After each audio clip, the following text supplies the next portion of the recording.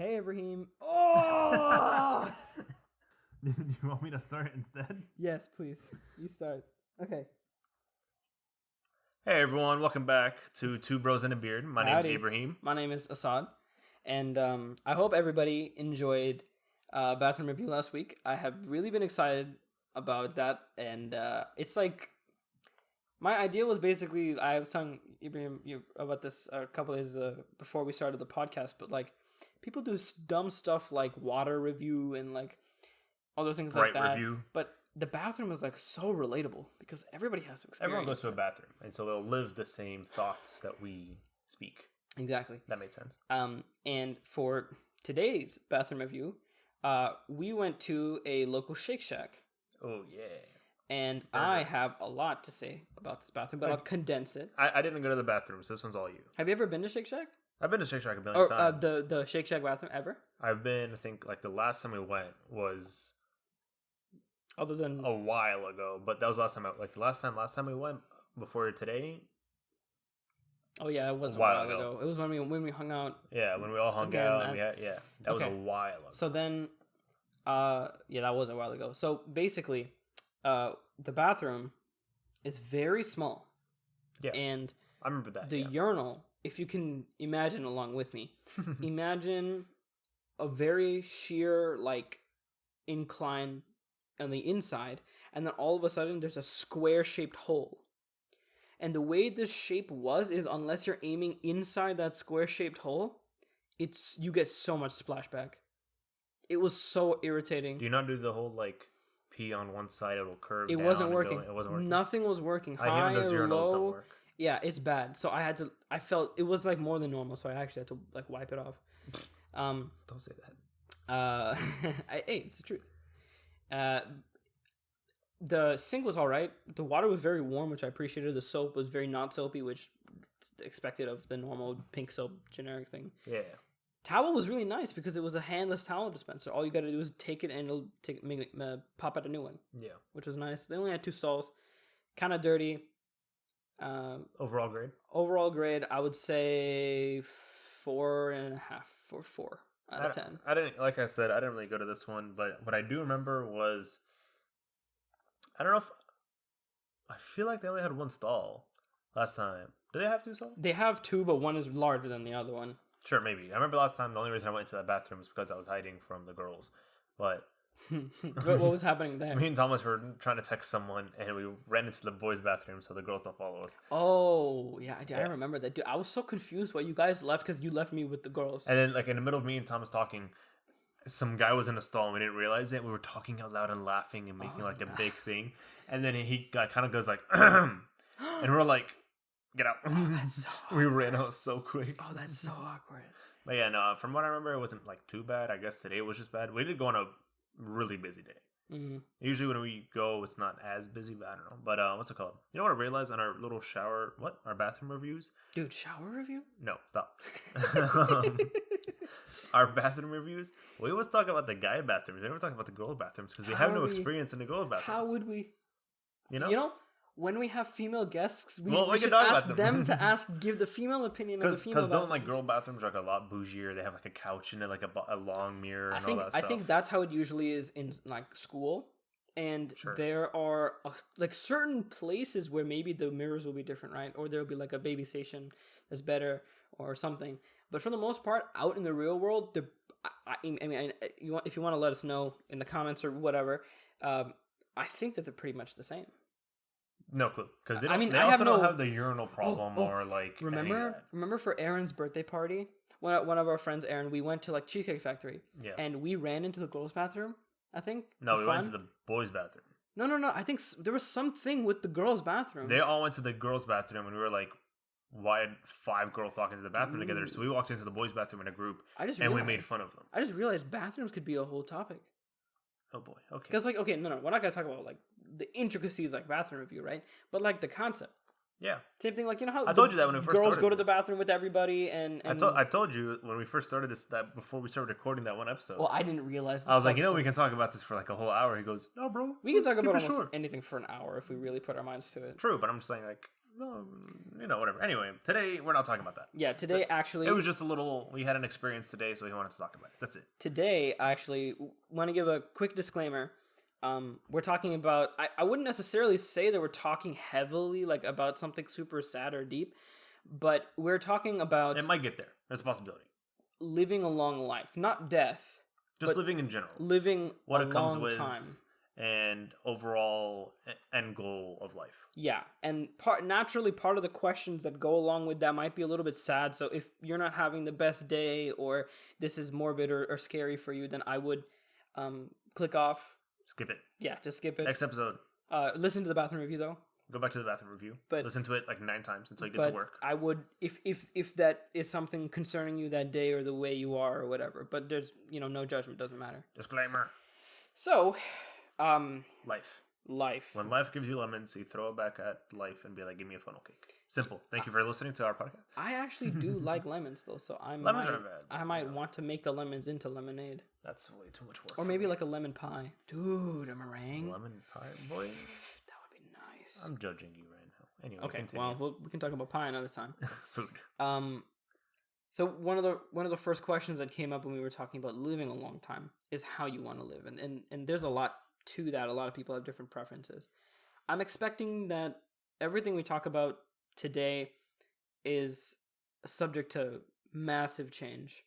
And, probably. And there's not really like any this is not the final, right? Especially when we talk about careers or like life goals. Moves. Life changes. But for right now, it's a snapshot of what we're thinking right now. Yeah. So if you hopefully, inshallah, you get to that age. Inshallah.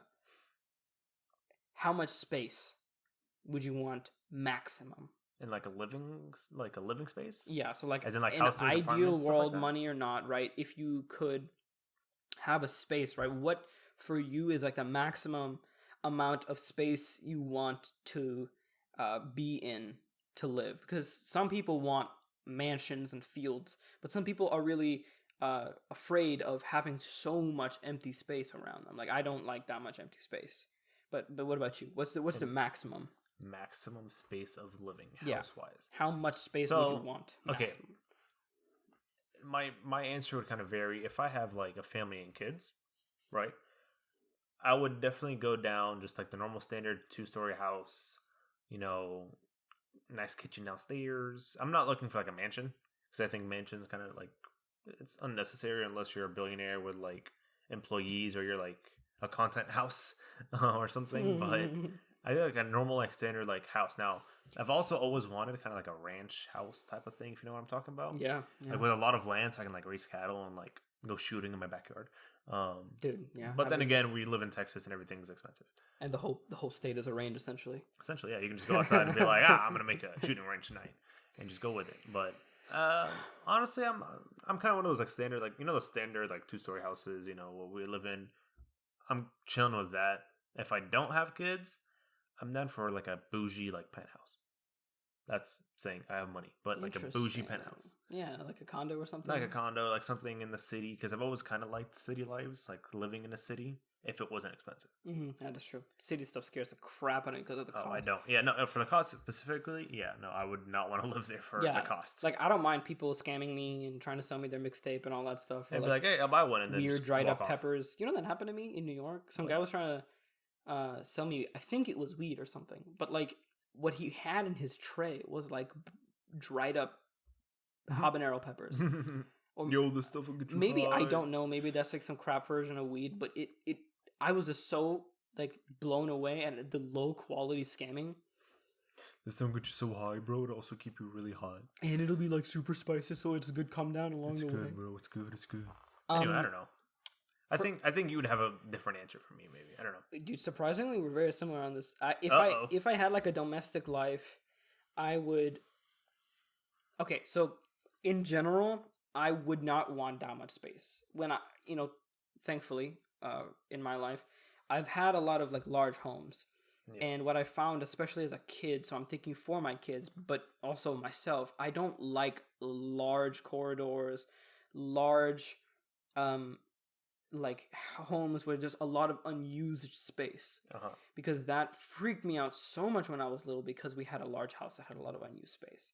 So I would want, like, the max amount I need to be comfortable is kind of like what you said, a 2-story house. I like open concept living, like large foyers and stuff. Yeah. But it's more that second thing about the space being actually used.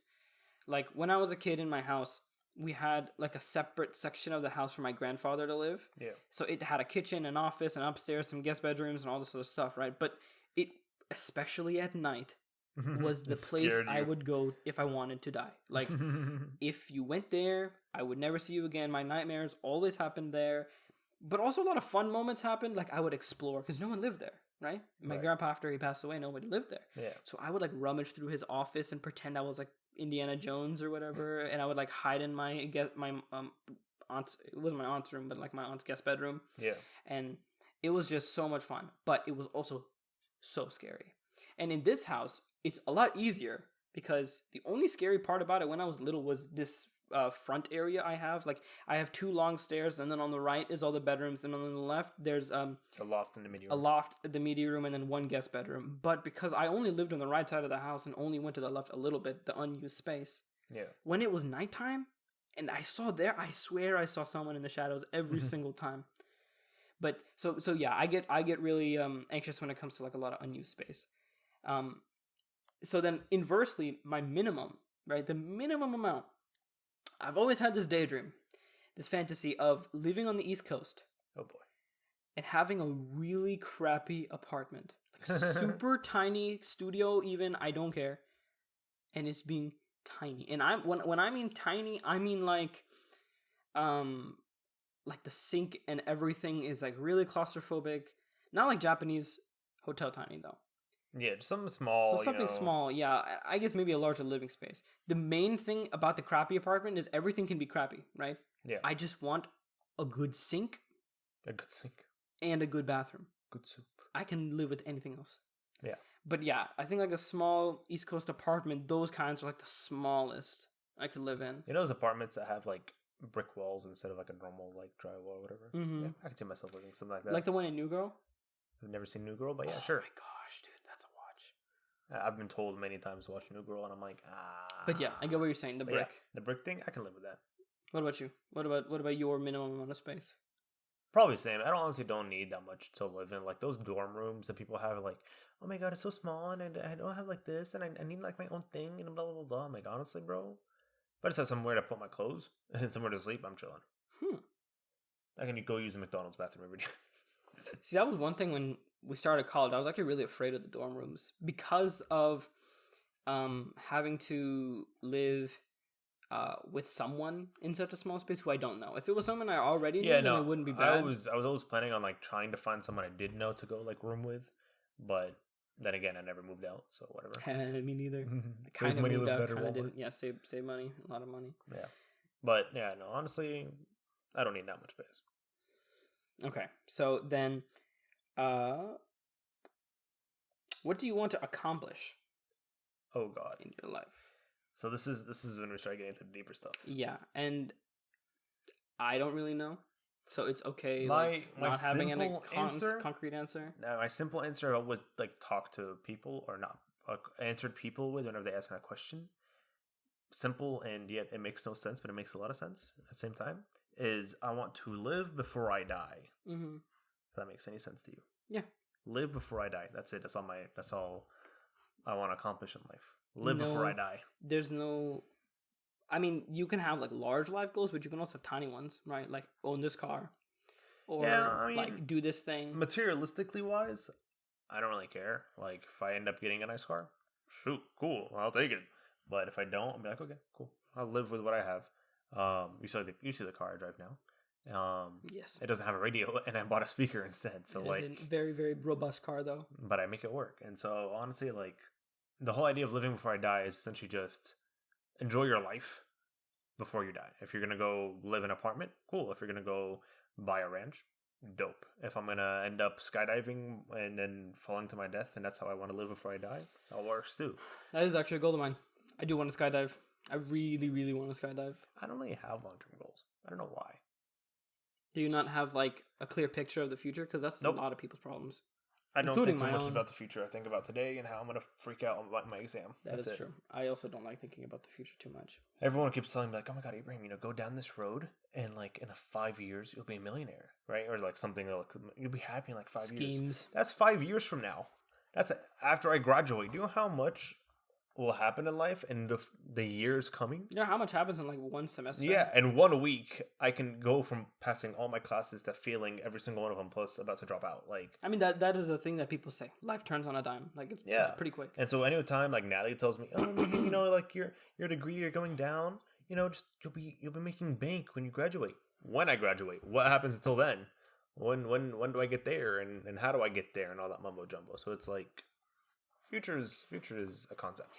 Man, I know we're not talking about depressing school stuff, but that is kind of something I hate. How life, quote unquote, starts after you get your degree and you get a job. Yeah. I think the most beautiful parts of life, partly because I've only experienced that much, is, high school parts.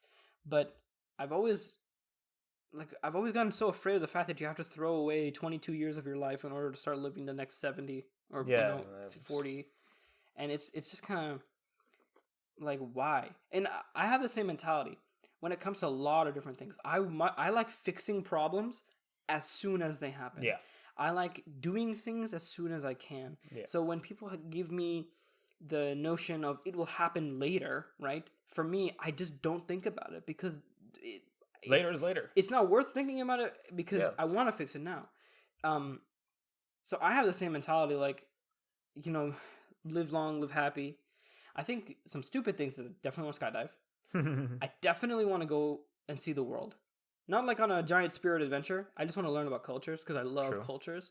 Go back home, Okay, if we're talking about like those goals, that's what like that's the what I stupid meant. goals. Oh, okay, for sure. Then no. Skydiving, probably, I don't know. I don't really worry about skydiving too much. But probably traveling to a bunch of like countries I want to go to. Like there's a certain amount of countries I want to go to. We're gonna own that restaurant. Oh my gosh, guys, this restaurant it can be its own podcast episode. It's so cool. I'll put all the ideas together and we'll talk about it someday. Me and Assad for the past 4 years have been talking about opening a restaurant together. Sorry, I had to throw away some really bad water. Okay. Yeah, for the past couple of years, me and Assad have been talking about opening a restaurant together. Oh my god, that's totally a goal. But this restaurant, I'm being honest, it has like 19 to 35,000 different ideas in it. Oh yeah, dude. It's like, yeah, we'll just put something in there. Yo, put this in there as well. The base concept is it's going to be a South Asian / Middle Eastern Mediterranean fusion restaurant with a little bit of American Hispanic influenced stuff from our friend Tristan, and then we can have other cultures and other types of cuisines that we switch in and out. It's gonna have a coffee, comedy club. It's gonna have a juice bar. It's gonna, dude. It's a stretch. It will literally be the best restaurant ever because restaurants don't get creative, and this is literally the most creative restaurant you can get. But can you get too creative? Oh no. What's this restaurant? If we actually, like, I know it's half a joke, half reality, but if we actually do it, bro, it is something that can like get on the news. It is something that will be known for. What's that one Greek mythology, whatever that's like? Something flew too close to the sun. Man, I do Icarus. Icarus flew too close to the sun. Is it Icarus? No. The guy who runs around the world, waking up the world, or something with his wings. That's different. What? The story is of two people, a dad and a son. Who, look up the names, I'll tell you the story. Yeah, I'm gonna look up the name. A dad and a son who got put in jail, and I forget why. But the dad was a master craftsman and engineer. So he used the stuff inside the jail cell to make wings made of wax. And his son was the first one to use them to try and escape the prison. But what happened was he flew too close to the sun, and the wax wings melted, and he died because he fell to his death. So the whole Icarus, thing... yeah. Yes! It's a reference to Icarus recklessly in defiance of limitations. Yeah. Yeah, Icarus and that's not. Oh, Icarus is a syndrome as well. Characteristics of leaders who initiate overly ambitious projects. Damn. And that come to not causing harm to themselves and others in the process. Dude, we're flying too close to the sun with this restaurant. No. That's We'll just a see. sad way of thinking about it, bro. It's a good goal. It's a good goal. We're gonna Okay. Other do stupid that. goals? Other or not stupid, but like Stupid goals. other things that you're thinking about?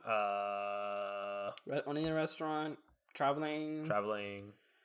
I wanted to Falling in go love back home. in a foreign country, and then leaving Hey, without man, saying goodbye. we gotta be realistic, all right? Listen. Gotta be realistic. Listen. I'm just trying to live. Yeah, I want to go back home. I want to visit Egypt too. I want to visit almost everywhere in the Middle East just so that I can know how crappy it is. What? Like, Okay. like never mind. government wise, Oh. or not government wise. Like, What? like you know how the whole thing in all of our home countries is that there's a little bit of like corruption and badness everywhere. Okay. This is getting. I want to go see that. I want to know what it really is. Have you never went home? I've been home to Pakistan, but I haven't, and it's very apparent over there how it is. But I want to know in Iran what it's really like, right? Because we've only learned it from the history books, right? Yeah. And everywhere paints the Middle East as just a terrible place. Like they just paint it as like the worst place on the planet. It's all sand, bro. It's all sand. It's just all sand. But I actually want to learn what it's like, the good and the bad. I may have emphasized the negative a little bit too hard, but I mean the good and the bad, right? Hopefully Palestine. Maybe I won't get shot. Hopefully Saudi. Hopefully Dubai again, because I never got to properly go around Dubai. Listen, you can go travel the world, and then whenever you're like, hey, you call me, be like, hey, we're about to, start my Middle East endeavors. I'll be like, all right, I'll fly out and meet you. For sure, bro, for sure. I want you to give me a good tour of Egypt as well. I'll give you a tour of all the places I know. I can take you to India, Pakistan, Bangladesh. And then we can get shot together. Amar can bring us to Sri Lanka. Amar can take us to Sri Lanka. We'll call someone Russian. Yeah, we'll get someone Russian up, and then we'll go up. I don't know. I just want to see the world. I kind of just want to go like this. This might sound weird considering we just talked about like the living spaces and stuff like that. But sooner or later, I kind of want to live somewhere in Europe. You know how you were saying you want to live in a ranch or something like that? Yeah. I didn't get to say. I forgot. But my domestic idea, right, or like when I've settled down, is I also want land. Yeah. And I want, if America, this is a whole nother thing that we probably can't get into, but if things aren't good here, or if I can't find land that's good, we're moving out. Go into Europe, bro. Go into like Poland, Sweden. Go to Switzerland. Switzerland, own Greenland, just a lot of or Iceland. Greenland, they're cleaning up Greenland now so that it's livable. Sure. Yeah, because it's all ice. But they're actually like figuring out that you can make it habitable. Any of those places, because not only is the healthcare great, but also it's so pretty. Yeah. It's go so to Switzerland. And as a Texan who's had no snow, get some goats. Live there. Not the goats though. Not the goats. I want like horses. I want to do a horse farm. It's where? In Switzerland? Yeah. It's too cold, isn't it? I mean, no, you're right. It is too cold, but not for horses. But horses can live almost anywhere. I feel like you got to get those like thick, hairy horses. Nah, not the muscular Them ones. thickums. Anyway, not those Mongolian ones. But somewhere in like Switzerland, somewhere nice in Europe, go live there for a little while. I agree. Even if it's not like my forever home, it's just like go live there for like a year or two. Be a simple man. Oh yeah, one goal. I gotta say, inshallah, bro. Someday, hopefully, I want to go to Paris because I went to Paris twice. Once for school trip, once family stopover, but I want to like have that European experience and have the language immersion. The only thing is they're extremely Islamophobic. Oh. So you know how we hate Mexicans? What? America, you know how we have a thing against Mexicans? Oh, I was about to be like, what? Yeah, okay, again, that sounded really bad in You context. really need to give some context. You know how Americans hate Mexicans? That's their whole problem with immigration? Yes. In clarification. France... No, hold on. I feel like people understand. Certain Americans hate foreigners. Yes, a particular subset of the population, whatever. We're not trying to get canceled In already. the same way, the Middle East and Muslims are like the immigration problem for France. So that's why they hate Muslims. Or one large reason why they don't like Muslims. I have no clue about any of that, but that's possible. I don't know. But other than that, check you another day. France is great. France is dope. I want to go eat a baguette and a snail. Oh my god, dude! The baguettes in France are just they slap differently, bro. And not from the grocery store. You got to go from that like corner bakery. Corner bakery. I want to go in France and just kind of sit in at a cafe outside and drink and see a guy. I will be fine dying when I see like a girl or a guy on a bicycle going home or something, and in their little basket in front there's a baguette sticking out, bro. I will be like, all right, Assad, that would die, be, bro. That would be a good end point. That would be a high. Like that's what I want to see. The perfect movie moment. I'm chilling. I'm happy with life. I think another thing I want to do is like get into some extreme sports. Like NASCAR or not professional, but like I want a kart. But like, you almost hit someone today who was parked. What do you mean? Ibrahim, you intentionally hit people. No, I've never once hit a person. Yeah, you not were a like person. You were like, hey, this guy was in my. This guy was in. But my curbs. Curbs are different from hitting a car. I've never once hit an animal. Cap, but all of it cap. I want to go. All of it alive. I want to do some sort of like driving thing. Driving speed. I want to Lightning do like McQueen. maybe not mountain climbing because I kind of am too scared of that. Yeah. But like Mount Everest, trekking, not Everest. Mount Everest, not Everest. You can just die there. An easy mountain. Nepal. No, what's the other one? That's the same. It's the same one. What's that one? The one in America is also pretty bad. The one in the Appalachians. Oh, no clue, but sure, yeah. An easy mountain maybe, or like trekking. Like I want to. Ooh, something I love. I wanted to do when I wanted to be a veterinarian or like some sort of animal person. Yeah. I wanted to travel around the world and help animals. So like go to like jungles and prairies and forests and aren't you doing tundras. Engineering right now? Yeah, but you can always drop out. You can always find a way. Drop out. Especially become a veterinarian. Especially if in the future job value changes. But maybe. that's another. What's it called? I kind of, on the same note, I kind of want to go like deep sea diving. Yes. Oh my god, I'm so scared. Or like scuba diving. I'm so scared of sharks, but other than that, I would love to do scuba diving. I want to go scuba diving. Or go sit in one of those cages with like sharks in it. Yeah, I would do shark cage thing. There was actually a video I saw of a shark that got in the cage, and then this cage was not fully transparent, so like they were wondering what was happening, and then blood started coming out of the cage, and then they were like, "Oh my god!" Right, the worst thing you can imagine just happened, and then they pulled the cage up, and it was the shark that was bleeding. Huh? Yeah, I don't know why, how. One of them was saying they were theorizing that the shark was like trying to get out, and it kept getting cut out or something, or it was trying to. It thought the thing inside was trapped, so it was trying to get it out, but it was the one bleeding. That story kind of really made me think differently about sharks. I love sharks, man. Like I think they're so. When I was a kid, I thought they were so cool, but holy crap, sharks are so cool. If I see one, I will literally pee myself. They will probably like. I'm gonna make myself sardines for them. I'll just straight up like get tube shaped, and I'll just be like, okay, take me. Bro, what was the one fact that I heard a couple of weeks ago? It was like dolphins know that whenever you turn a shark like vertical, like nose down, they mess with sharks. They essentially like paralyzes the shark. So dolphins figure that out, and they'll do it to sharks on purpose. Yep, that's wild. Dolphins are big brains. You know what's crazy, bro? Killer whales are insane. Yeah, like.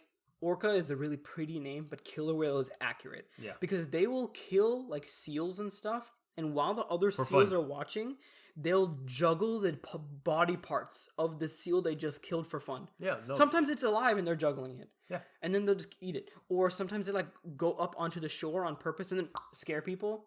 And they are like crazy. And they also do that thing to sharks. What was that one thing they were like, for killer whales or like orcas, whatever you want to call them? When they see like a penguin sitting on like an ice, little like floating ice piece, or like a seal or something, multiple killer whales will essentially make like a tsunami in front of that little piece in order to knock off the penguin or the seal. Oh my god! In order to kill it, and I'm like, dude, these guys are horrible people. Killer whales are like Shamu, bro. Yeah, dude, they are horrible people. Dude, killer whales suck. Okay, and then you go to like SeaWorld and you're like, oh. Yeah, they're like the central attraction of SeaWorld, which I don't understand. Dude, there's a thing Priyana was telling me, my girlfriend was telling me about dolphin libido. Huh? Dolphin libido. No clue. The sex drive of dolphins. Oh. We can't talk about that right here, but if you guys want to look into that, it's crazy. There were some experiments that they did a long time ago. I'll talk to you about this off podcast. It's pretty nuts, bro. So dolphins are also crazy. Okay. But they're so sweet. Dolphins are like, they're like elephants and dogs in the sense that they're like really they're like emotional. golden retriever. Yeah, like golden retriever dumb. Yeah. They're like really, really emotional, but also really, really unintelligent. Or not unintelligent, but they're like vulnerable to that emotion. Yeah. And that's what happened in those experiments that I'll tell you about later. On that same fact or same whatever topic. Line. It turns out like humans and dolphins are the only species or like animals, whatever you want to call us, that have sex for fun. Yeah, I didn't know that about dolphins. I didn't realize that until like a couple weeks ago. Oh man. I was watching this like whole like TikTok rabbit hole, as I call it now, of just dolphin facts, and I'm like, that's so funny. Why am I here? Yeah, your feed is weird, man. Yeah, my feed is weird right now. Your feed got dolphin stuff in it. Yeah. I don't know if I'm gonna have to flag the podcast for No, kid we're good. content Next. now. And that was like I don't 2 know seconds. I don't know what the bounds are. We can test it with this episode. We'll just upload it normally. Obviously kids understand what it is, right? And they understand, like, I guess, I don't know. It's a scientific fact. Anyway, I got it from TikTok. It is a proven. fact of life. And speaking of life, good segue.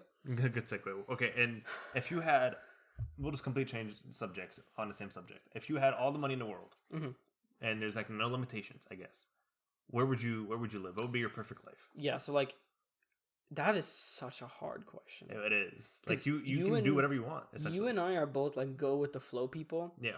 And also, like we mentioned earlier, not future planners. Have you probably like had those kids in middle school or whatever who are like, I've literally planned out the next 4 years of my life. Yeah. And in 14, I'll be married, and then I'll do this, and then when my kid comes, he's gonna have a blue shirt. How do you know it's gonna be a he? No, it's okay. Don't interrupt me. Yeah. Like, yeah. Excuse me. It's nuts. How are you planning your life already? One of our friends, Azo, and I don't mean this in a bad way at all. Azo, I love you. He has like a really intricate plan, like for his future, and I always think for him, because I know him, right? That's amazing. But for me, I could never do that. I could never do that. It's insane. So when it comes to thinking about like places I want to live, I have goals right now, like, oh yeah, Paris or whatever, something. But like, but this is like this is all like all the money in the world that you need, resources. Your family's like, hey, you know, Assad, I love you, honey. You get to choose where we get to live next. I think I have a very, very strong connection with my family in New Jersey. Sure. Like your perfect life is in New Jersey. My perfect life, would be wherever they are, which I don't know if they'll be in New Jersey forever. Cheesy. Especially because when the cousins get older, we're gonna like leave. But we want to all stay close because a big thing about our childhood is that we love that we could visit each other often, and then we like one big family, right? They're like my sisters and brothers. But I would want to be around family because I don't really care where I am at the end of my life. I just kind of like what we were talking about earlier. The biggest thing about the way I want to go is I want to go surrounded by people I love and care for, and who care for me. And damn, you hella cheesy. Yes, but that is okay. So consequence of my romanticism. That's living wise, like location wise. What about like lifestyle? Lifestyle wise, I've actually once again unlimited resources, no money's not an issue. Right. You're happy, whatever. I've thought about this a lot, which is a kind of a hyperbolic, cocky way of thinking. Sure. But I imagine that I will make it big someday. And when I do, I still don't want that to affect my life, especially the way I raise my kids. Mm-hmm. So no matter how much money I have, I'm still going to live humble. I'm still going to tell my kids not to use the good napkins and to use the ones we got from the store. I'm still going to tell them that they can't buy things even though we have the money. And they you can't sit in that room. Only the guests can. Yeah, that's the guest room. No shoes there. Yeah. You know, shoes like, off. Not even your soul. Soul can't go in there. Nope. I would still live a very brown lifestyle, a very reserved. Like when I'm older, and inshallah I have the means, right? Something I want to do is like live in a very small house when my kids are growing up, because I lived in a really, really small house when I was little, and that really did impact the way I grew up because I took everything else for appreciation a lot more. Yeah, and I don't want my kids to take advantage of how well off we are, and also a symptom of living where we live, right, is that it's a good suburb.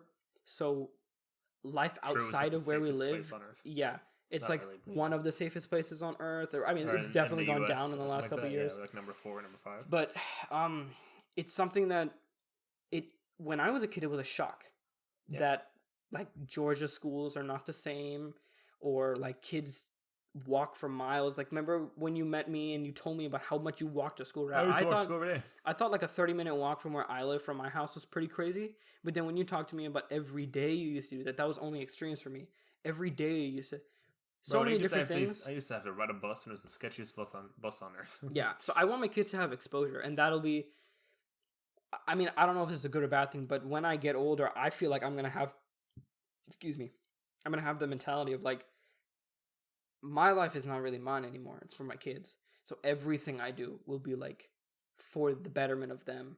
And part of that will be where I live, because it won't matter to me anymore as long as the family is there. As long as there's a support system around me, then like it'll be fine. You know, for that question, like, you know, unlimited money, infinity money, whatever, or infinite resources, where do you want to live, or your lifestyle? Most people are like big grand lifestyles. You're like, same answer as before. You know, basically not really changing much. Hey, you and I are very humble people. And that's something I love about you. If I had infinite money and like I was just chilling, I feel like I would live not in the U.S. Oh, I mean, yeah, whatever country that would be for me. I'd kind of like either choose like Greece or Italy and just live there. Dude, you in Greece would actually be lit. Or what's that one place in Italy I've always wanted to visit? Venice? No, it's the most expensive place I think. Corsica? In Italy. Or maybe not Corsica. Something with a C. No, it's with an M. Monteriggioni? What? That's an Assassin's Creed thing, I'm pretty sure. Amalfi Coast. Amalfi Coast. Dude, that sounds so cool. Pull up the images. But essentially, it's a city on the edge of the cliff, and it's just water, and it looks like Asgard, but less gold. It does kind of look like New Asgard. Yeah, and essentially, it's Rio. You know how Rio's like stacked on top of each other, but on a coast, on a cliff. That looks so good. And I've always had a like obsession with that place ever since like 6th grade when I found it. I'm pretty sure Italy doesn't lie on any fault lines as well. No, so like there's like zero chance that any environmental bad stuff will happen, other than like waves or like But like I just know that place is really expensive because I've talked to people. They're like, yeah, no, it's a really expensive place to go to.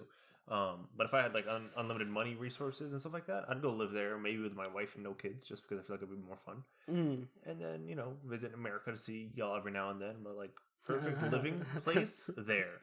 Now lifestyle and like what I wear, how I live, and stuff like that. Oh my god, I didn't even think about how I wear, what I wear. It wouldn't really change much because I don't really care how I look most of the time. I'll wake up, find a shirt, put it on, get up and leave. And then what I drive, car that won't break down. Oh yeah, dude, listen. Okay, I said all that stuff about humble, whatever. Yeah, that's why I was waiting for you to click. but my car, my entire life I've been waiting for the whip. All right, I'm still waiting. What's the whip? I don't know. Al was talking today about the Fiat Spider. Oh boy! And that honestly, it's a cheap enough car that I would be able to live in forever. A Supra? I'm not gonna get a mom van. No one gets a mom van. I might need a car big enough. First person getting a mom van. Maybe a 4Runner again, because 4Runners are amazing. Yeah. Or maybe or like a Jeep or something like that size. What's the not hatchback version of the Toyota? The 4Runner. The 4Runner. No, not a Sequoia. Tacoma? The Tacoma, yes, the Tacoma. Maybe a Tacoma because those are pretty cool. It is a truck. Yeah. Because it still has a lot of space plus the trunk. The bed, yeah. The bed. But yeah, I'm thinking nice whip. Maybe like right now it's a GT350. I don't know what it's gonna be in the future, but GT350R. The R is important. The R. R is important. That's like a $30,000 car. It's pretty affordable when it comes to good whips. I'd have a like a standard like everyday car, which might be like a bougie Jeep or like a nice Supra or something. And then Supra? A Supra, and then like a super bougie car. Dude, you know what happened? Kia, or maybe not Kia.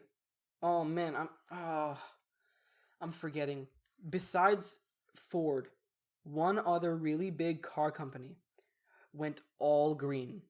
Meaning no gas anymore. Yeah. And that's definitely the car I'm going to have for my everyday car. Hopefully by then, we're all not dead because the climate collapsed on us in 2050 or whatever, because that's literally the projection.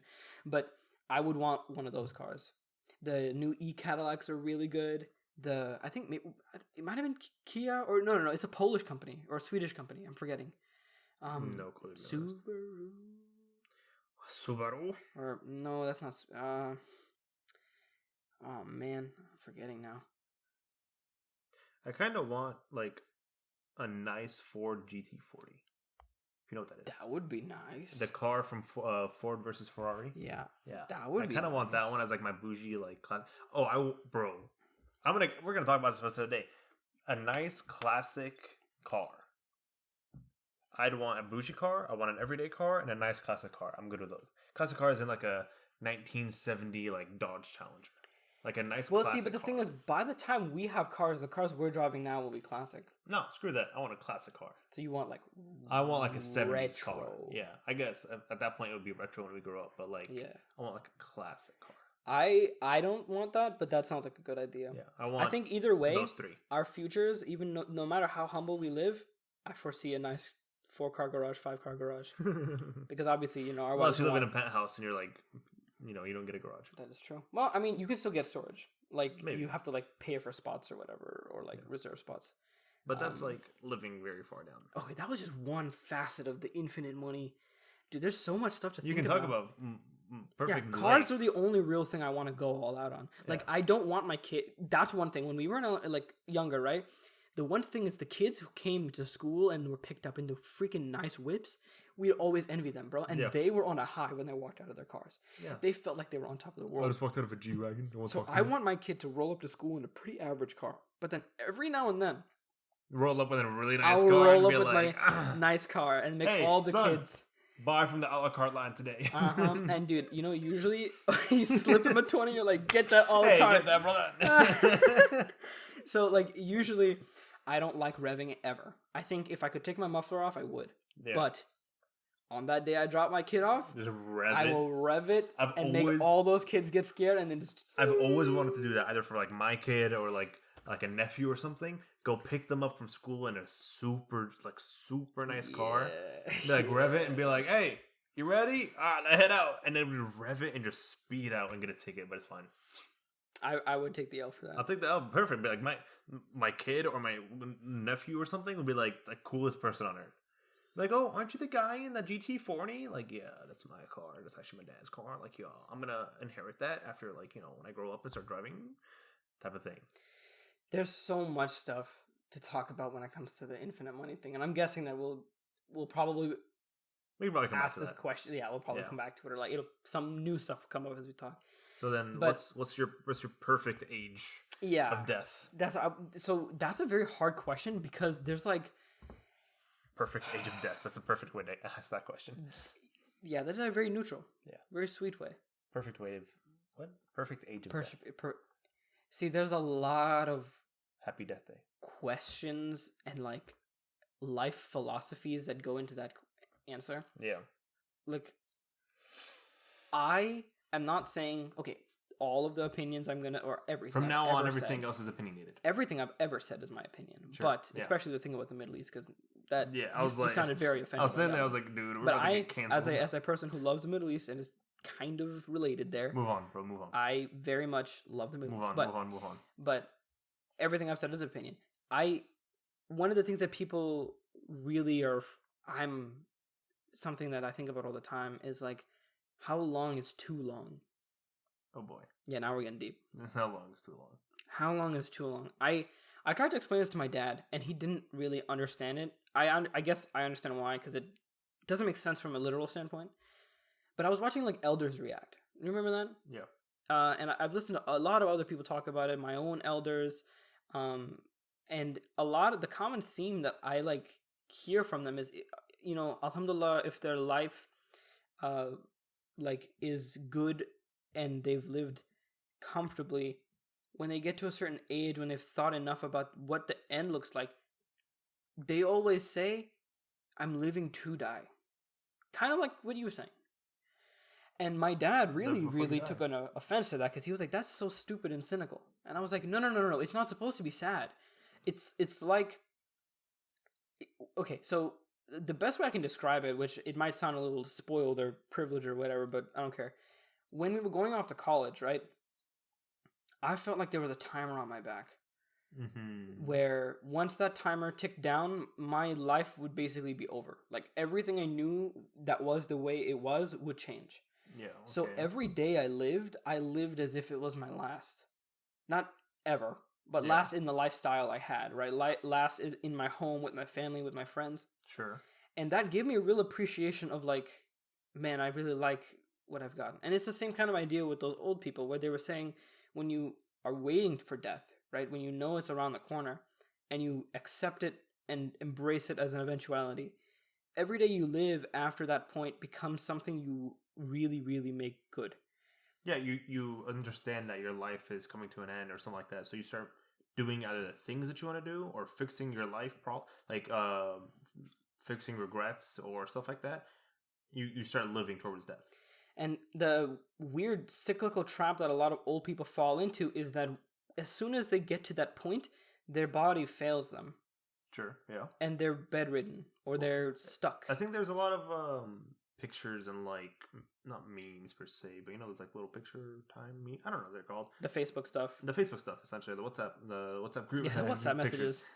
Essentially, it's like when you're young, you have time and money. You have time and energy, but no money. And then whenever you get to like our age, like 1920s, you have like a little bit of money, a lot of time, and you still have energy. And we get to like 40s, you have money, time. You have time, energy, and a little more money. By the time you like have all the money that you want in your life, you don't have enough time or energy. Essentially, you're gonna die with all the money that you make, but you don't have enough time to like use it or something. If that makes sense. But since like as you get older, you have time run out, and you're not living the life that you have. That's why I said live before I die. Dang, that was really WhatsAppy. That was really Facebook memey. But that's like I've seen it a million times at this point. That's why I'm trying to like paint the picture. And even though that's very sappy and very stupid, I do agree. Yeah. I was telling you this too, also about like going to college, right? It's really stupid when like you spend 15, 16, 17 years of your life trying to figure out the world, right? You figure everything out. You figure out how you want to do everything and how you feel comfortable, sometimes in your own skin, sometimes in your world. Yeah. And then right when everything is the best, right when you're at your peak life, it flips and then you lose it all and you have to restart. And it's the same thing. That was me a couple weeks ago. I think I wrote it down actually in my deep thoughts notes on my phone. I'm going to go through that one day. We should. That'd be a really sad day. That will be like, really hey guys, today we're talking. Welcome back to Two Bros and a Beer. And we're just lame as horn. Okay? 2 bros in one bald spot. Oh my god. But one of those thoughts that I wrote down was like, I think it's so sad that we only have the best time we have to do stuff. We're preparing for another time, and when we have all the time to do everything we want to, our bodies can't. Like when you're at peak physical performance, you're just preparing. And then when all that preparation finally needs to come into play, you can't do any of it. It's the most ironic, like representation of one of the largest human dilemmas, right? Yeah. Is that we only get to do what we want when it's too late. Yeah. And that's literally so when I think about like what age to go, I mean like, I don't know, but like if you think about it, when I'm older, I want to go when I know my family is in a good place and I can go with that, and they'll be fine. They'll be fine, yeah. So if I'm older and I'm approaching death, and then something happens in my family that I need to stick around for, I will want to stay alive. But if everything is peaceful, if everything is calm, if everything is going good, I'm fine at piecing out at like 75, maybe even 70. Yeah. Honestly, low-key, kind of same. Not that whole tangent before your age, but no offense to you, but I'm saying like same in the age range. Just because for some reason, like I can see myself grow up, become a dad, right? I can see myself get married and all that mumbo jumbo. I can finish college, get a job, all that. I can see myself with that. But at a certain point, like I can't see myself doing something. For example, I can't see myself being a grandfather. What? I can't see that. Like, you know, you can picture yourself like, oh, in 20 years I'll have a job, blah, blah, blah, you know? I can't see that far back. I can't see that far, like, ahead. I can't picture my life. Bro, but you've got the perfect beer belly uncle, cigarette uncle vibe. So you would be like an even more fantastic grandpa. For some reason, I don't see that far. That's why when I was asking that question, I was thinking of like my answer, like my age. I was like, my first initial thought was like 80, 70s, 80s, right? But then I was like, I don't really see myself becoming a grandfather now. Would I want to be a grandfather? Hell yeah. But do I picture myself being a grandfather? Maybe. My dad right now is in his 50s, 60s, and he got his first grandkid. So that means if me and you were shooting for 70s, 80s, we'll have grandchildren that are older. We'll have grandchildren by the time that sounds great. I think my grandfather passed away. My first grandfather passed away when I was like 14 or like 11 or something. Yeah, my grandfather died when I was in middle school. Yeah. My second my mom's dad, that was my dad's dad. My mom's dad died when he was also around 70. And he lived a really good life. Yeah, that's why I'm trying to like picture. And he knew me as like a generally older child. Yeah. So like he died around like sophomore year, right, of high school. Yeah. So like he got to stick around and see all of his kids' grandchildren grow up pretty significant, and he was a large hand in their education and their being raised. Yeah. So that actually sounds like a good time. Remember? I think we were talking about this later or before, but one part of this whole question is part of that whole body failing, I don't want to be a burden on my children. Yeah. And I don't want my being alive to be a chore for them, especially if they can't really interact with me, if I'm not mentally there, or if I can't do anything with anyone. Yeah, I get that. And part of that is me like, I don't want to be in a home. I don't want to be If my kids put me in a home. in a place. There goes their will. I There either goes my want to will with live them. with my kids or live on my own with my friends or like have my own like life. Yeah. But I would not. I don't want to. I hope that I live long enough that I don't have significant health issues that make me not disabled like in the medical sense, but like disabled from living life like properly, independently or something. Independently, right? You know the dude from Up, Yeah, the old guy. Yeah, just be him. Yeah, what's his name? Carl. Carl was the kid, was he? Who knows? The old guy. We can Google it, but that's too much work. Yeah, I just want to live like I'm still 18, 19, 20 the only while reason I'm older. I would be in a home when I grow up how would I put this? If your parents disowned you or your kids disowned you? Yeah, essentially. But like I would try to teach them while they're growing up and stuff like that to make it to where like they do take care of me. I don't see either of us getting disowned by our family. It's just the way we are. Just because, I'd either be dead by then or not. But you know what I'm thinking? Sorry for cutting you off. I don't know, it's fine. It's like probably a really dark thought, but if I do end up living longer, like obviously I'm not gonna end it myself. You live until you die, bro. Don't. But like speed. What if I start like getting disabled? Like what if I start like I feel like I might have a. No, I'm not gonna even jinx it. I feel like there's something in the future that might make me like that, and like what do? You just ask your family to euthanize you, bro? You live and you live. Just leave it alone. Just don't mess with it. Don't leave it alone. No, yeah, leave it alone. But like, what if you do live so long that it's painful? Like living is painful.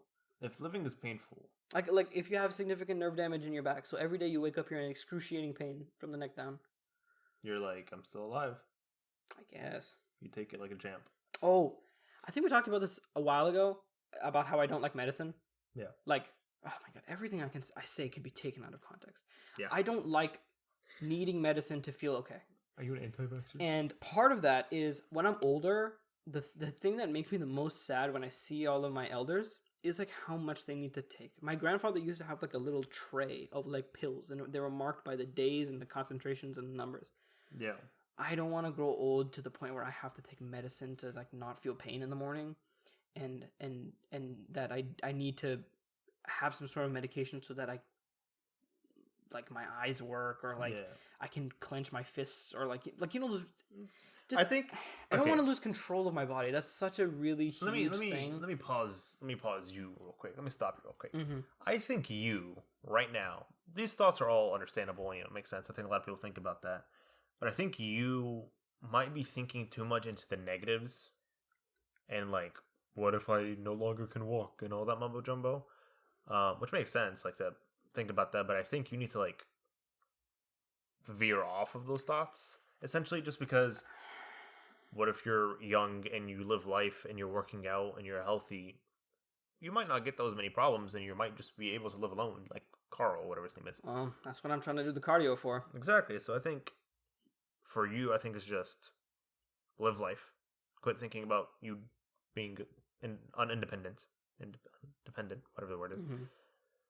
Because I think it's too much of a worrisome. Just grow up, enjoy your life right now, and then worry about it later. Essentially. Yeah. Worry about you getting old and can't wipe your own butt later. That's man. Nah, you're right. You're right. I mean, I do think about the positives about being old, like we talked about. But like, it's just so blaringly obvious these days, especially with how much medical problems everyone has, and humanity is only getting older and older, and we're not built to be older and older. That like, I just don't. Oh, okay. This just popped in my head. So you know how in like our religion, it's usually whenever your parents are getting old and blah, blah, blah, the oldest of the family, like the oldest either boy or girl, it depends on how the family works, it usually takes in the parents if they're old. Yeah. You're the oldest one. Yeah. So you'd have to take in your parents. Would you put them in a home, or you take in your parents? Okay. This is not parents, against... listen. This is not Assad against, family. This is not against any one culture or idea or belief, kind of like what I said earlier, just an opinion. I don't like homes. Sure, that's fine. I don't like the idea of it, because not only have I seen people literally like wither away in there and just do the same thing over and over again, which is not being able to live life to the fullest, but also I would want them in my life. Like, I'd still want them to be there. I don't just want to, like, again, I'm not saying everybody does this, but, like, usually what happens is they get shelved. Yeah, they kind of get pushed to the side. So I am going to not put my parents in a home. I think the arrangement that me and my parents have kind of made clear is that I get my mom because, you know, she's my mom, so she'll need more care than my dad. Cultural thing, you know, women. And then my brothers will decide who my dad goes to. Okay, interesting. But because my parents are also split, so it would have been me taking both of them. Yeah. If they were together, but they're not. So, so I'll take my mom and my stepdad. Or I don't know. It depends on how that ends up in the future. I don't know if they're gonna, because if she was alone for the rest of her life, then it would be easy for me to take them. But if she had someone, hopefully who hadn't passed away by then, then they can live happily until, you know, they're bored and then they can come chill with me. Yeah. But what about you? I think so I'm not the oldest. I have 3 older siblings. But if it did really come down to like me taking care of my parents, I definitely would. But I honestly don't see a whole thing into homes. Homes are just weird. Homes are for people that are like, you know, I love you, Dad, but I need to be independent. And so, I'm against homes as well. I'd take my parents in for sure. I'd probably like, my parents are in the lifestyle where they can do things on their own so far. And so it's like, both of your parents work, right? No. What do you mean? I thought your mom worked too. My dad retired. And then, your dad did retire? I forgot about that. Yeah, my dad retired. And well, he did work though. He did work for a long time, over my age. And my mom does like side tutoring jobs and stuff like that. I still think that counts as work. Yeah, not necessarily taxable income. IRS, please don't look at her income. Don't look at me. But yeah, no, she still works, I guess. But yeah, no, she does the whole tutoring job. And honestly, like, she can do it on Zoom. Well, the reason I ask is because like people when they get older, even after they've retired, they'll pick up something to do just to do. Yeah. And my mom worked a lot when she was my age, but then by the time she had us, she stopped working and she hasn't really had a job since. Yeah. So that was the thing. That would be difficult for her, right, to like find something. But my dad, who's worked, would be able to figure out something if he wanted to pass the time. Yeah, and so like my dad, he's an engineer essentially. Mm-hmm. So him sitting at home doing nothing probably drives him crazy. Probably, yeah. Right, and so that's why he's always like, you'll come home to my house and be like, has your dad sat down yet? Nope. What is he doing? I don't know. Doing something in the kitchen? Like not even like cooking. He's like just doing something in the kitchen, fixing the pantry or something. I don't know. But my mom, on the other hand, I think she has a lifestyle where she can either work or just sit down and just like play on her iPad all day if she wants. But I think like my parents, if they did come live with me, I think they'd be able to. They're also, my parents are going to kill me for this, but they're also, what's the word? Stubborn? They're kind of stubborn and they wouldn't want someone to like help them. Essentially, they'll live with us, sure, but tell them like, you know, I can do it for you, or I can, you know, help you cook or something. They'll kind of be stubborn about certain things. My parents would also be stubborn about it. So it's like, my mom more than my dad. My mom, even now, will not let me in the kitchen, even though I want to like learn how to cook, right? And she says, "Why don't you cook all the time?" She is so like, my mom's opposite. She's like, Abraham, get over here and help me cook. She's like loving and defensive. Like she's like, no, you sit down. Like don't mess with my space at all. Don't touch my stuff. My dad is a stubborn one. He's like, I've lived on my own for 14 years. I can take care of myself a little bit. Mm-hmm. And honestly, no, like it's true. Like he'll do things by himself. Where like, okay, first of all, you're older. You're back. You've had like discs and stuff. You shouldn't be carrying said thing. And he'd be like, no, I got it. It's fine. And so me and my brother would have to go and like do it before him, or else he'll do it type of thing.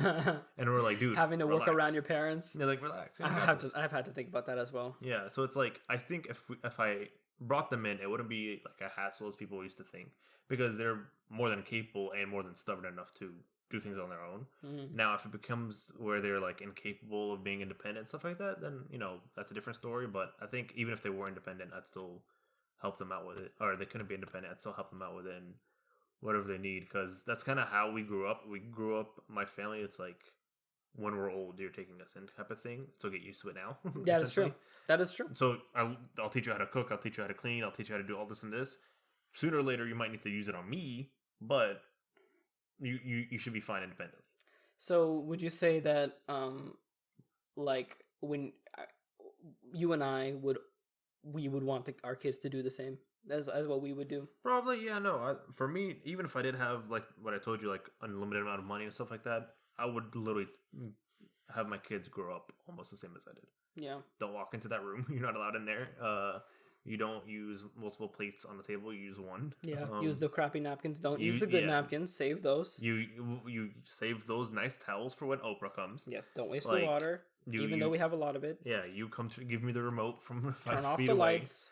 Yeah. No. Yeah. The remote's right next to my foot. Get it from me. Essentially, like that type of lifestyle, just so they can understand they have to be independent, but at the same time, they need to learn things.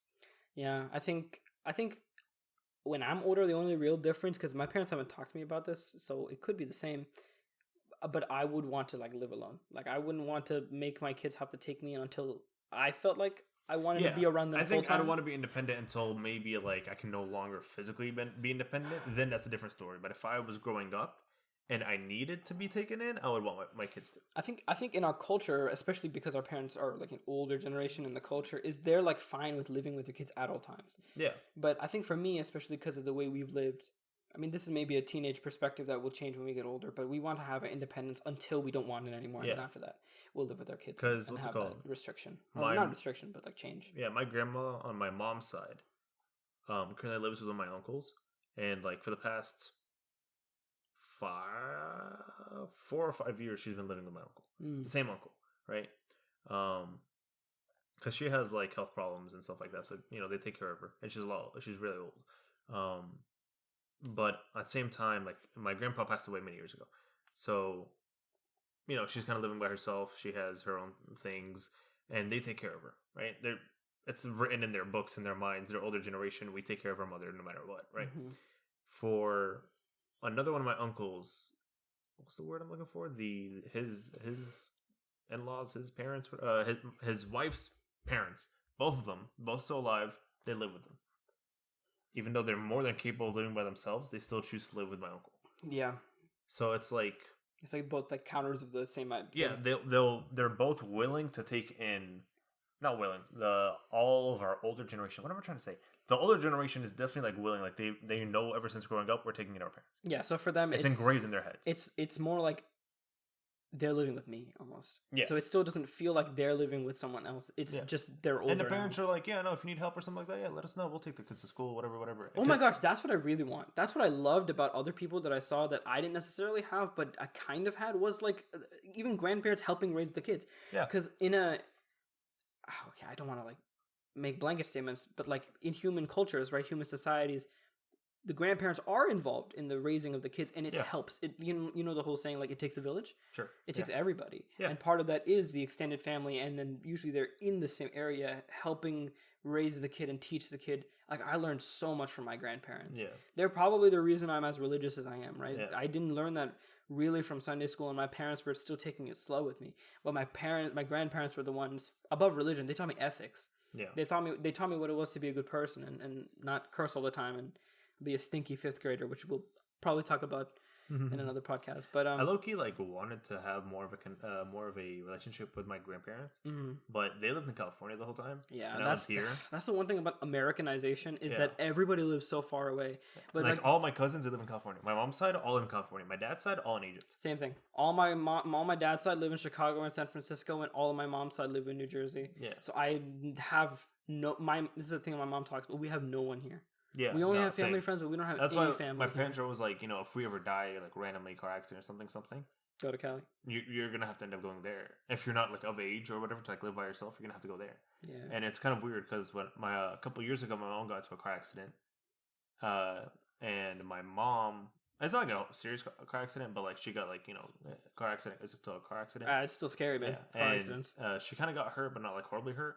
And at the same time, my sister had a car accident, like a couple days before, something like that. Oh yeah, when she got side bumped, yeah, right? Something like that, right? And so my brother was out of town, but that weekend he was flying in. He didn't know about any of this. I didn't know about any of this. It kind of just didn't happen. We just dealt with my sister's car accident, and when my mom came home, eventually she was like, "Yeah, I just got into a car accident." We can see that she was kind of hurt, but not really. To where the point, like one of my uncles flew out. He was on the phone here, overheard that she was kind of like hurt. He had to fly out. And he was like, I flew out because it felt like an emergency. So we have to like drag people from across the world. Not drag per se, because that sounds negative. But like There's they a have delay to come. with how There's much a delay time. of all the stuff we need. Yeah, and that's sad, man. Plus, like for my uncle, for instance, not my uncle. Sorry, my grandfather, for instance, he died when I was, I think, in 6th grade or Man, 7th. I was just gonna tell my story. Dude. Yeah. Okay, go ahead. I think he might have died same year or something like that. But he died for me in 6th or 7th grade. I didn't know he died until my mom was already in California. Oh wow. And she randomly, like, I woke up to go to school, and she always takes me and stuff like that. She goes, "Yeah, so the neighbor's gonna take you today." That is the thing about a lot of our cultures cool. is that big secrets that are too overwhelming for the kids, they leave until like Later. you just figure it out, or you never ever ask tell me them. how I figured out my grandfather died. You asked your mom to take you somewhere. Not even. You wanted to say hello to him. No. You wanted to say hi to your grandma. No. How? So I was on the way. So my mom was out of town for like 3 or 4 days, right? And so every single day the neighbor would take me because we had the same school. Blah blah blah. The mom, I think on the first day, whenever she was driving me to class, you know, in Arabic we say like in Rajain or whatever. Essentially saying like, you know, I'm sorry for your loss in Arabic. We say that whenever we hear about somebody who passed away. She told me that, and I was like, huh? Oh. And, and she goes, you know, your grandfather was a great guy, and I never really met him. And I was like, huh? Sad, and I think I told my mom that when she came back a little while later. Sad. But I was like, no. Oh, no, not even. Back up. So I'm like, okay, whatever. I don't know. She must be confusing me with someone else. But I went to school and I came back home, and my siblings were there, and we were like making dinner or something that night. And I was like, yo, why didn't our like neighbor tell me, you know, why'd you tell me that? And he's sorry for your loss. And I remember my brother and my oldest sister look at each other like, bro, it wasn't even 5 hours and he figured out what the heck. And I was like, yeah, guys, you know, you got to tell me something sometime. But it was like, it's really like, there's a delay. Like you said, there's a delay in because of how far we are. Family and stuff like that. And I always wanted to have like a good relationship with my grandparents. Yeah. Because my grandma was dope. Every single time I would go over to California and like go visit her, she'd be like, I'm gonna go find a random toy in my room and give it to you. And like they'd give us like gifts and grandparents stuff. give the best gifts, dude. Oh my god. And my mom be like, no, he doesn't need any more. My grandmother be like, are you talking to me right now? I'm gonna give him. Excuse me? Are you talking back to me? That's the funny part. I'm like, when your grandparents can have something on your parents, so then you're like, yo, let's go. Me and my brother used to always, and our cousins actually, we'd always used to go to our grandparents and be like, my mom's gonna hit me, and be like, oh yeah, why? What'd you do? You know, I only spilled a little bit. I love. And so when my mom comes to like hit me, my grandma will be like, hey, what are you doing? Don't touch him. Go away.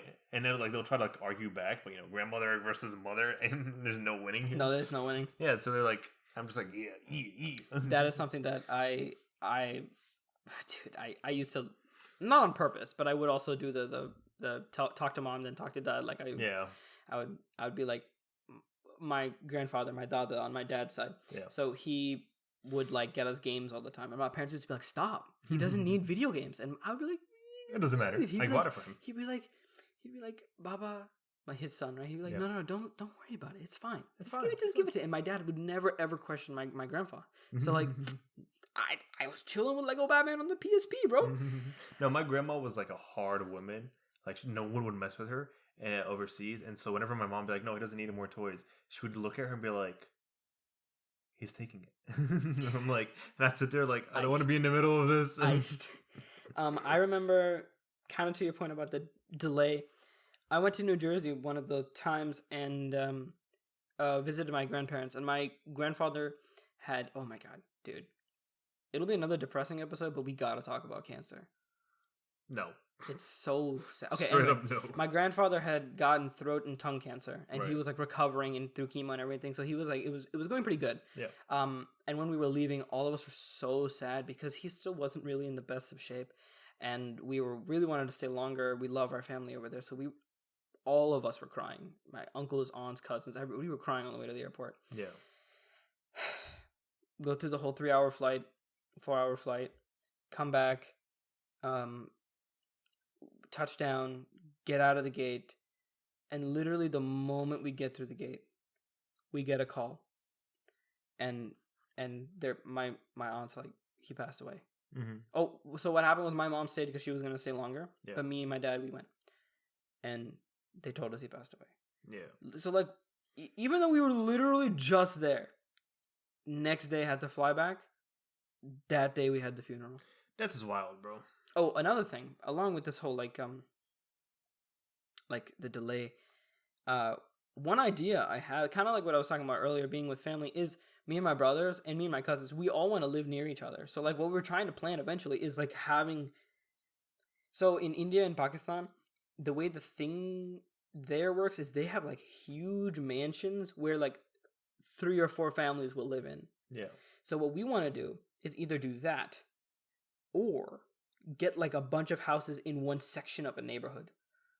So like all of us are living in the same neighborhood, and we can all like walk to each other's houses, give each other dinner, have, you know, whatever, talk, go, you know, like it'll be like, it emulates that little bit of community feeling that you get back home where everybody's near you. Yeah. That's something that I really like. That's a live goal, I guess. I really want to get that. My sisters, they've already got married and moved down and stuff like that. And they want to be independent for sure, but they also are still like close. For example, my sister, my older sister who got married first, she lives like 15 minutes away from us. Now, somehow, and I don't know if it was planned or not, my other sister, the one who just got married, she lives 5 minutes from my sister and 10 from us.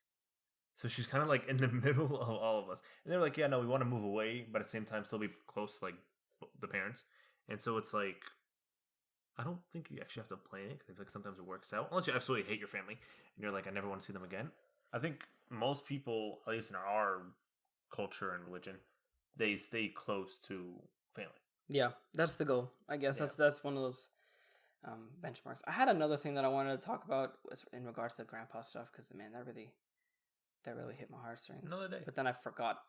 Another funeral day. We'll talk about funerals. Well, actually, talk about deaths. Do you want to get into funerals right now, or do you want to save that for another time? Funerals are weird. Let's quickly talk about funerals. Funerals are weird. So like funerals. So how do you want your funeral to go? Or rather, okay, again, another like sidebar. You know, in our culture, like funerals are not really like. Funerals are not the normal funerals you have like, for like white people and stuff. They're not like whatchamacall. They're not like ceremony affairs that you can like really like do special things for. Yeah. Like, you know how people say, I want this song to play, or I want that. We don't really do that. The way we do things is literally the goal is to bury the person as soon as possible. Yeah, I think you have like 3 days to bury the person. Yeah, you have like 3 days, and it's sooner the better. And actually, I remember one of my cousins, someone passed away, and we couldn't make it because it wasn't in the 3 days. Like they waited 3 days for everybody to get the invites and then come, but we couldn't make it still because we had school or whatever, so we just couldn't go. They had already buried them. Sometimes it's okay if like you're being flown back to like home, like motherlands. Oh my god, that's the worst. But it's so most of the time it's just 3 days. Notice. The funeral is you go. I think you pray.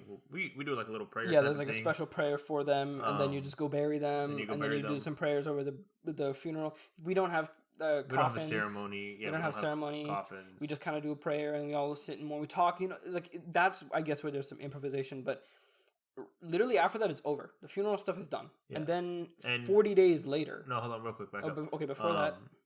The whole no coffins thing. Some of you are like, did they just say no coffins? Oh yeah, no, we don't just dump the bodies in the holes. Like that's throw a hole, put some dirt on it, call it a day. No, it's like we clean the body, and then cleaning. We'll get into that another time. No, that's. I mean, there's a whole religious thing to it. So the bodies are cleaned properly. The bodies are cleaned properly. They're essentially like wrapped, almost like a mummy. So if you want to think Arabs are mummies, we really are. And then there's like a little wooden box. Yeah, so essentially you put not them customized or blinged out. You put them then in the jewels, the I guess the grave, the hole. Yeah, the hole. And then you essentially put like a big like concrete looking thing. Well, first you put the dirt on. Yeah. First you pat it down, make sure it's solid, and then we don't have headstones. So no, instead, I'm talking about the body, and then there's the cover. The cover. Yeah. A stone cover? Not a stone cover. Essentially, it's just like a box at the bottom. Yeah. You sit on top of the bottom. Yeah. There's like a wooden thing. Like a plank. I don't know if it's wooden or like I've seen some that are just cement. Wow. I don't know about the cement one. Essentially, like the body is set in the ground, and then you put on top of him either like a box or like cement. I'm not sure which one it was, but it's almost a box with no bottom, and so he's kind of just fit. Exposed to the dirt. Yeah, exposed to the dirt and nature. stuff like that. Because the whole goal in Islam is that you return to the earth as soon as possible. That's why you bury them as soon as possible. You don't want any decaying. We don't want any, not transmogrification. Like, we don't want people to look alive, or like we don't care about, I don't know what the word is, embalming. We don't want to embalm the body at all. Yeah. We just straight up send them to the dirt and then just let them decompose. Let them be one with death. Get taken with the worms. And then what's it called? You cover it up. You put the dirt back. We don't have headstones essentially. What our headstone is, how like the normal standard picture of a gravestone is like it's standing vertical, blah blah blah.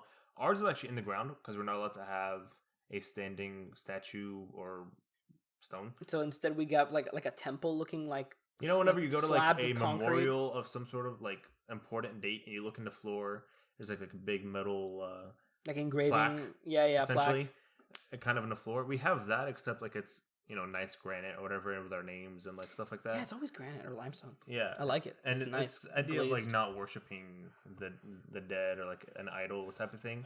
Even though I've always wanted something like that, but no. But they look cool, bro. Look dope. Because especially if you're like really religious or not, you don't have to do anything, but you can ask for like engravings, and people will go all out. Like they'll get like whole duas and prayers put on the side, and it looks so cool. Ours is for my grandpa when he died, we kind of just got a like standard like his name in English or his name in Arabic, and then like the date.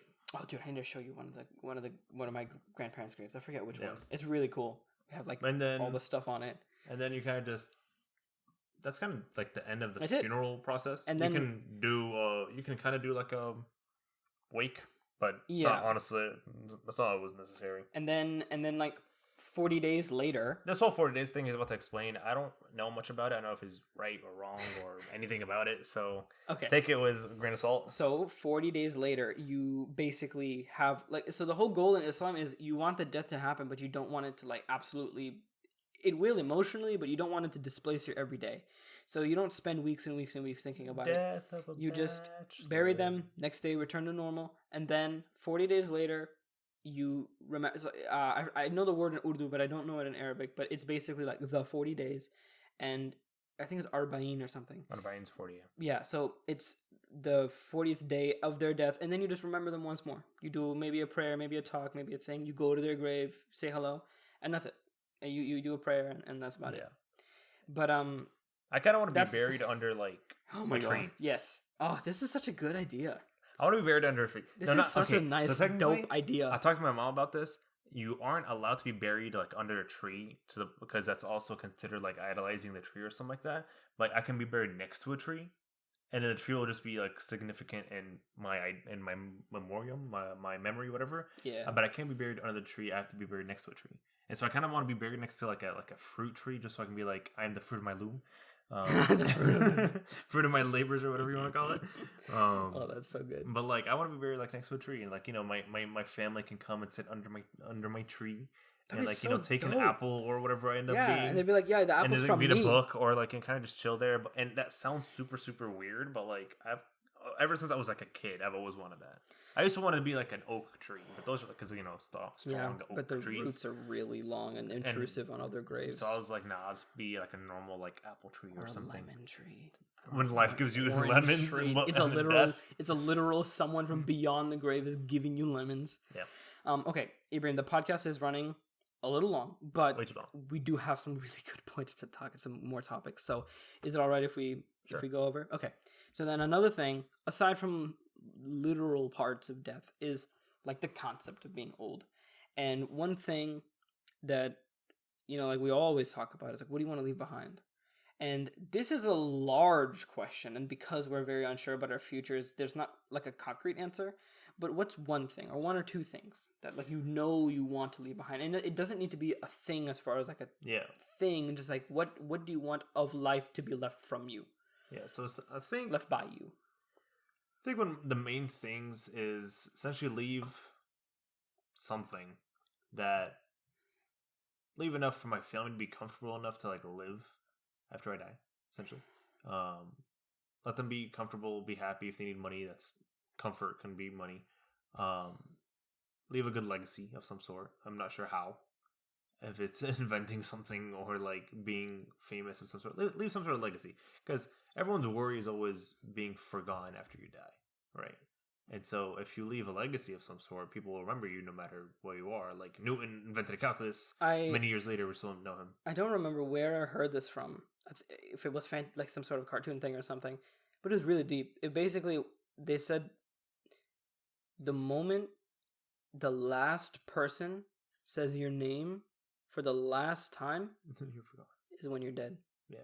Something like that. I think I've heard that before. And it's supposed to be sweet because you live as long as the memory of you lives on. Yeah. But it's also like there will be a time where the last person will say your name, yeah. and then that's you're really gone. You're forgotten. Yeah, even you might be a name in a history book. You might be like part of the ledger of your family tree.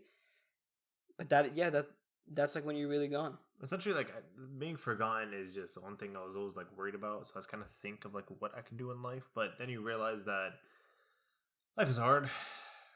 And you don't know what you can hold. Yeah. Or you can leave. So, I don't know. Leaving things behind after you die, I've always just wanted to, like, leave enough for my family.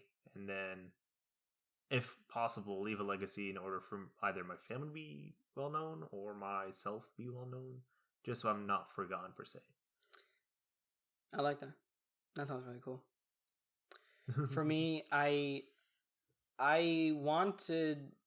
You know, one of our friends, Nat, her grandpa did like a thing where, I mean, it was kind of hyper specific to Texas, but like any Texas school she wanted to, she could pay for the college. Legacy, the legacy bond thing or whatever. Sure, something like that. Kind of like that. I would want, like you said, dude, we're almost the same. Like I would want to leave like a dumpy Be different, amount. Man. Get your own answer. I would want to leave a dumpy amount of money for my kids. Yeah. And my grandchildren. And I would want them to know that they could live as comfortably as they want. But I would really, really yell at them to be like, don't use this for stupid stuff. You better live as humbly as I did. Yeah, wasn't it like Matthew McConaughey or something? One of the big celebrities was like, yeah, I'm only leaving my...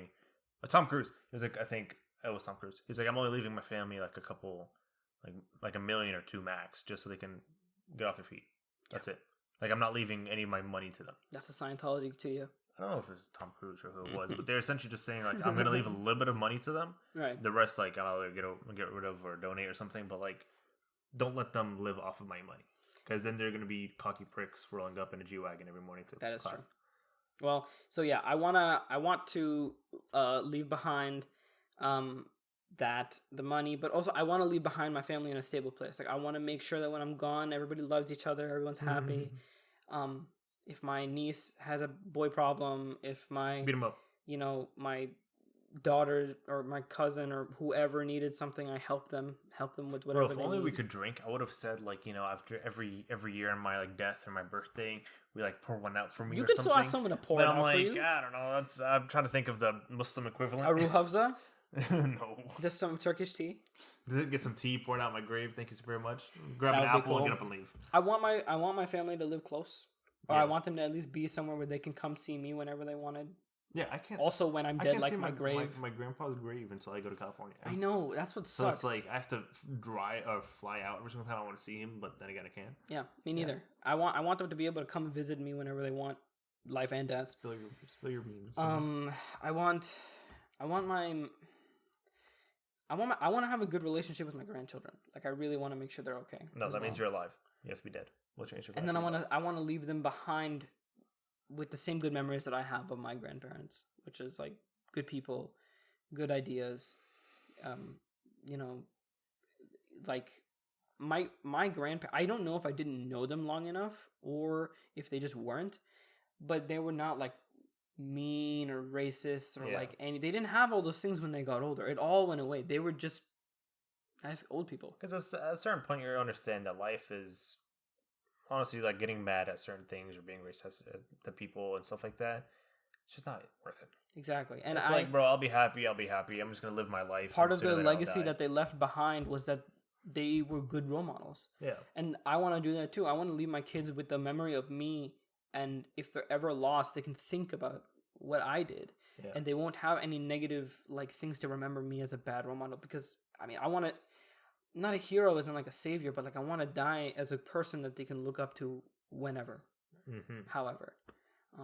But like, yeah, beyond that, I don't really know. Yeah, I think we'll come back to this topic in like a year and be like, listen, every year we can come back.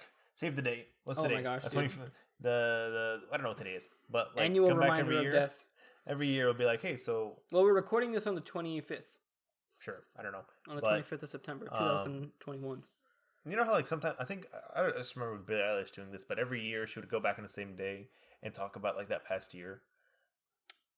We can do that. I Be like think- this past year, you know, a lot happened, so honestly, would change this. I think Change that. part of what makes people like humble, part of what makes people like not intelligent, but like, you know, fix their problems and grow as people and have good lives is retrospection. Thinking about the past, thinking about their mistakes, and thinking about how they're not like that anymore. All right, you know what? Speaking of thinking about how you're not like that anymore, what would your younger self think of how you are Bro, now? my younger self would be This like... is a good question to ask later, like, you know, in a year or so. But right now, My what younger would your self younger self would probably think? be very confused in where I am right now. Confused as in like career? Where did we go? Or confused as in like Where did we go wrong? attitude? Essentially, where did we go wrong? Where though? Exactly. Where did Everything? We go wrong? Where did we go wrong in here's always what I've thought. I think little kids are so... What's the word? Ignorantly bliss? What's the phrase blissful. I'm looking for? Blissful. Like they don't have many worries in life.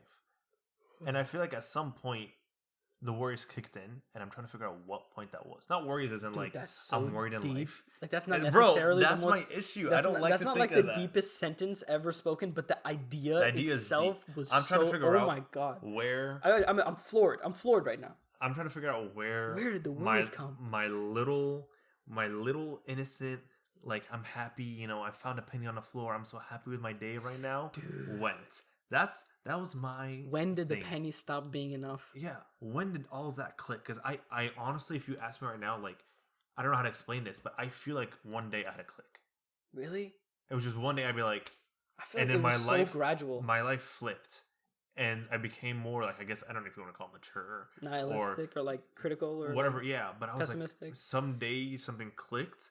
And that little me who was just like happy and fluffy and oh my god. Because I used to be a really happy child. My parents every day, they're like, what happened to like Oldie Brain? And I'd be like, I don't know. I ask myself that every day. I'd be like, I want to know what caused it, what happened, what day it was, who am I fighting, who am I beating up? Because that little me was probably the best me on earth. The best version of you. Yeah, and if he saw me now, he'd be like, sure, you're like more mature and like you got things down and we've understood life a little bit more. There's also that negative side that I don't know how to explain that pisses me off that I become. You know what I mean? And I'll explain those one day, then the negative side of me. But like, it's you know the negatives. You know when you think you're gonna be a happy kid, you're a happy person for the rest of your life until It's one day very it different clicks. from the bliss. Yeah, the bliss turns off and you realize that life is life and it'll kick you in the butt and it's not nice. Yeah. And so I'm trying to find that out. So younger me would be like, I'm glad we grew up. I'm glad we matured. But why? But why? And what caused us to be this way? And with school and stuff like that, I think he'll be like, you can do better. Yeah. Be happier. I would also tell myself to be like happier. Aww. Be like, little man, when she tells you she doesn't love you in 11th grade, it's okay. I just tell him, be like, listen, bro, focus on yourself, okay? Dude, I'm so glad this podcast isn't video yet because I literally just look cringed. like not cringe, dude. That's like when you feel when one of the bros gets kicked in the nuts or something. Like I just tell my little self. I just spiritually ate dirt for you. I would just tell my little self, just be like, be as blissful as you possibly could be for the rest of your life. Be happy. Focus on yourself. Find the grades that you want. Don't worry about girls right now. Just worry about life and just worry about like being happy. Because if you're not happy, you're not gonna be happy. You got me feeling like an uncle now. Yeah. Got me feeling. I want to say all this. That's why whenever like my nephew grows up right now, or my nephew, yeah, my nephew when he starts speaking and like, oh wait, you have a nephew? I have a nephew. Yeah, I'm an uncle, bro. When my nephew grows up and be like, all right, listen here, come here, little man. Take a book, take out your diary. I'm gonna teach you a couple things. You know, write this down. Write this down, and then be like, don't fall for girls. Especially if she has this, or this. If she wears the Vans or does this, if she does this and does this. Girls are stupid. Girls are stupid. Focus on yourself. Focus on study. And I don't know, bro. Life is stupid. Dude, that's so sweet. I mean, I think basically same. I also had one of those, knowing me, especially in ninth grade, I was still like middle school. I still had that bliss. Something happened. I can tell you exactly when In you senior clicked. year, I'm pretty sure it was definitely senior year you when clicked. college hit. And then now, dude, I'm like a shadow of my I had a former self conversation from with you. college. I had the conversation with you when you clicked. No way. You did. I mean, I did, yeah. And, dude. And you were like, not mad at me, but you were like, what are you talking about, bro? And I was like, I'm telling you this because, I'm your friend. I don't want you to know this because a lot of people are having an issue with you right now. And they're like, no, bro. No. And I'm like, okay. Yeah, a piece of me probably died. Other than that, because that I do agree with, and you spoke very well. I think one of my goals when I was a kid that I always reminded myself was I thought adults sucked. Not only did they suck, but they're also really annoying, and they have so many problems they don't know how to fix, but they know the problem, and the world will blow up in a few years, but also they're so serious. They're so boring. So when I was a kid, I made myself a promise. I remember I was sitting in elementary school, and it was one of those carpets that's like in squares that are like those stupid, super colorful colors. Yeah. And I was sitting there, and I just remember I told myself, don't stop being fun. Don't start being old. Don't grow up. That's what I told him. I said, don't ever grow up. Yeah, I hate growing up. And I think around that time that switch happened, that click for me, I was fighting with that idea so hard. And I think that I have definitely struggled in that regard. I've fallen and I think changed, but I think my younger self would still be proud of how much I maintained that. Yeah, I think me and you, I don't know about the rest of our friend group because I can't really think that much into it right now, but I think me and you, what's the word I'm looking for? Not like matured, but like we've adulted fast. I think we adulted in the right way. Because even if it's the right way. Especially most people who don't know you, when they look at you, they think of like a 30-year-old. Yeah. But on the inside, I think we're like the best. It's like the best way of saying that we're kids inside still. Yeah, I'm still a 2-year-old. We function as adults. Yeah. But we only do that out of necessity. But other than that, we're still kids. Yeah, so good at being young at heart. Literally, like 2 weeks ago, we're at a pool party and we were having we spent over 35 minutes playing with a bucket of water. Yeah. That bucket was empty. We brought it into the pool and we spent 45 minutes playing with a bucket. Funny. And if you just watched us from like the inside, you saw 7 essentially adults now, 7 guys playing with a bucket because we're still all like little kids inside, but when we need to, we become mature. Yeah, and I think that's a great thing to have. That is something that a lot of people don't have. Yeah, and I think that's a great thing to have, but it's like, I think right now I'm trying to keep up with the little kid in me and not become the old person that I don't want to. That's so sad. Bro, we gotta end this podcast. We're about to get sad. We can't do this. We're trying not I keep trying to crack jokes to keep this happiness. No, I know, man. Bro, I know. I'm going to sleep. Screw this. When I'm listening to you, I'm getting the chance to think, and it's just... That is something, when... A long time ago, actually, when I was a kid, I had this idea, and it's like this way I think about when I see older people, right? Where, like, when I look into the eyes of someone who's old, I came up with this idea when it came to bad people, right? And it'll make sense later. But when you look into the eyes of old people, right? There was a child there once. Yeah. Like, obviously this is... But, like, I'm thinking about this in real time. It's not something you don't think about. If you can, like... remember in cartoons how they would, like, turn people into babies, but they were just baby bodies, but they were the same people? Yeah. That's kind of how, like, I think. I think, like, I look into their eyes, and then I see them, like, change into being kids again, and then I imagine I'm talking to them as children, and then I wonder, like, how they're different now that they're older. Like, there's a kid in everyone. Yeah. So then the reason I thought of it was because I was looking at, like, murderers or whatever, and I was like, or people who've done bad things, and I was like, I feel really bad for them because they made a mistake or whatever. It's really easy to judge them right now because they look old and look scary, but deep down, there was a kid in there. There was just a little boy or girl or whatever, There was just a person in there who was normal, like me, just a kid. You know what I love seeing sometimes? Mm. And it's like whenever like an older person, like an adult, say, or per se, like older than us, they find something, or you find them like really happy about something. Like, you know, when a kid like is just super happy about something for like no actual reason. It could be the smallest thing on earth, but they're super happy about something.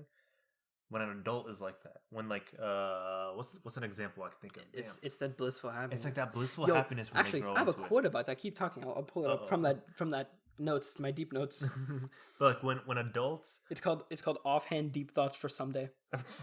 that is that someday. When adults, what's it called? Like they find something they're really happy about. Like they just got like a new fishing pole, and they're super happy because they get to go use it, and their insides are like exploding with happiness. That type of idea when adults become kids, I just love to see that, just because it's like this old person who is supposed to be like all wise and wisdom and old and cranky and stuff like that suddenly clicks and becomes a kid. That's, I think, like I've always that idea of it, I was like, that's interesting to me. Like whenever someone like that becomes it. Like when one of her moms, she starts like she thinks of a project and she really wants to do it, she essentially becomes a kid. And I'm like, no, mom, we can't do this. No, listen, we can do this. Just go buy this and this and this. And I'm like, okay.